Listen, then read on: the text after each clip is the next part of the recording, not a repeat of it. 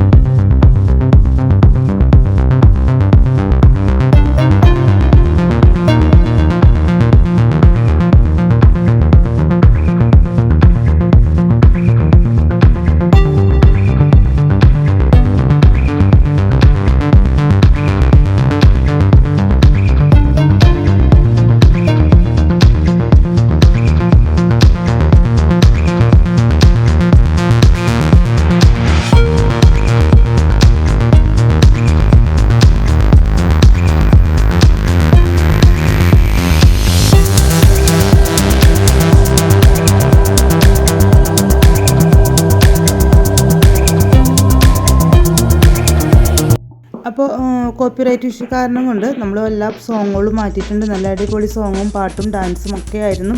അപ്പോൾ ഇന്ന് നമ്മൾ തലേ ദിവസത്തെ ഇവിടുത്തെ സ്റ്റേജിലത്തെ പ്രാക്ടീസും കാര്യങ്ങളും ഒക്കെയാണ്. സ്റ്റേജ് അറേഞ്ച് ചെയ്തതിന് ശേഷം ഉള്ള പ്രാക്ടീസ് അവിടെ നടന്നുകൊണ്ടിരിക്കുകയാണ്. നമ്മൾ ഡാൻസിൻ്റെ ഫുൾ വീഡിയോ കിട്ടിയിട്ടില്ല, യൂട്യൂബ് ലിങ്ക് താഴെ കൊടുക്കാം.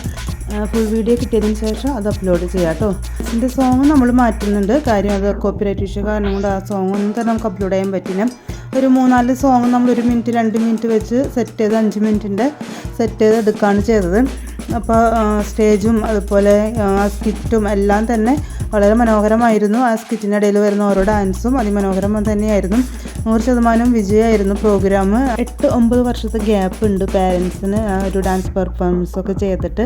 എന്നാലും 10-15 ദിവസത്തെ പ്രാക്ടീസും പരസ്പരം അങ്ങോട്ടും ഇങ്ങോട്ടും സ്റ്റെപ്പുകൾ പറഞ്ഞു കൊടുത്തുള്ള പ്രാക്ടീസും പിന്നെ ഓരോ കാര്യങ്ങളും ഡ്രസ്സും കാര്യങ്ങളൊക്കെ അന്വേഷിച്ചിറങ്ങി കണ്ടുപിടിച്ച് എല്ലാം സെറ്റ് ചെയ്ത് വന്നപ്പോൾ അത് 100% വിജയത്തിലോട്ട് എത്തുകയും ചെയ്തു.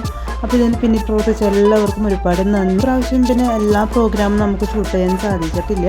കാര്യം ഓൾറെഡി പ്രോഗ്രാമിലുള്ള കാരണം കൊണ്ട് പിന്നെ ഈ വാനിയമോളുടെ ഡാൻസിൻ്റെ വീഡിയോസ് മാത്രമാണ് ഞാൻ ഷൂട്ട് ചെയ്തത്. അതുപോലെ പപ്പമാരും മക്കളും തമ്മിലുള്ള ഡാൻസൊക്കെ ഉണ്ടായിരുന്നു. എല്ലാം നല്ല രസം തന്നെ, നല്ല രസമായിരുന്നു കേട്ടോ കാണാനായിട്ട്. അപ്പോൾ സ്റ്റേജ് അറേഞ്ച് ചെയ്തതിന് ശേഷം എല്ലാ പെർഫോമൻസും ഓരോ 1-2 തവണ സ്റ്റേജിൽ കയറി കളിച്ച് നോക്കിയിരുന്നു. അപ്പോൾ ഇത് വാനിയമോളുടെ ടീം ഡാൻസ് കളിച്ചപ്പോൾ ഞാൻ വീഡിയോ ഷൂട്ട് ചെയ്തതാണ്. അപ്പോൾ അവർക്ക് ടീച്ചർമാർ നിർദ്ദേശങ്ങൾ കൊടുക്കുന്നതും ഒക്കെയാണ് കാണുന്നത്. അപ്പോൾ എല്ലാവരും ഒരുപാട് എഫേർട്ട് എടുത്തിട്ടുണ്ടായിരുന്നു പ്രോഗ്രാമിൻ്റെ പിന്നിൽ വൻ വിജയത്തിലോട്ട് എത്തിക്കാൻ വേണ്ടിയിട്ട്. മോളെയൊക്കെ ആദ്യം ഫസ്റ്റ് ഒരു ഡാൻസ് അവർ വേറൊരു പാട്ട് സെലക്ട് ചെയ്ത് പഠിപ്പിച്ചിരുന്നു. പക്ഷേ അത് അത്രയ്ക്ക് അങ്ങോട്ട് ഇൻട്രസ്റ്റ് ആവാത്ത കാരണം കൊണ്ട് ആനുവൽ ഡേയുടെ 3 ദിവസം മുമ്പാണ് ഈ ഒരു പുതിയ പാട്ടും ഡാൻസും ഈ കുട്ടികളെ പഠിപ്പിച്ചത്. 3 ദിവസം കൊണ്ട് തന്നെ പുതിയ സ്റ്റെപ്പും പാട്ടും അതുപോലെ കോസ്റ്റ്യൂമും ഒക്കെ തന്നെ അറേഞ്ച് ചെയ്തു. കുട്ടികളും പെട്ടെന്ന് തന്നെ ക്യാച്ച് ചെയ്തെടുത്ത് വളരെ മനോഹരമായിട്ട് തന്നെ അവർ 3 ദിവസം കൊണ്ട് അത് പഠിച്ച് മനോഹരമായിട്ട് തന്നെ സ്റ്റേജിൽ അവരത് അവതരിപ്പിക്കുകയും ചെയ്തു. നമ്മുടെ വീഡിയോ കണ്ട് സപ്പോർട്ട് ചെയ്ത എല്ലാവർക്കും ഒരുപാട് താങ്ക് യു. വരും വർഷങ്ങളിലും ഇതുപോലെ തന്നെ ആനുവലിൻ്റെ വൻ വിജയത്തിലോട്ട് എത്താൻ വേണ്ടി എല്ലാവരുടെയും പ്രാർത്ഥന ഉണ്ടാവുക. ഇതുവരെ സബ്സ്ക്രൈബ് ചെയ്യാണ്ട് കാണുന്നവർ സബ്സ്ക്രൈബ് ചെയ്ത് തൊട്ടടുത്തുള്ള ബെൽ ബട്ടൺ ഓൾ എന്ന ഓപ്ഷൻ കൊടുക്കുക. Okay bye, thank you.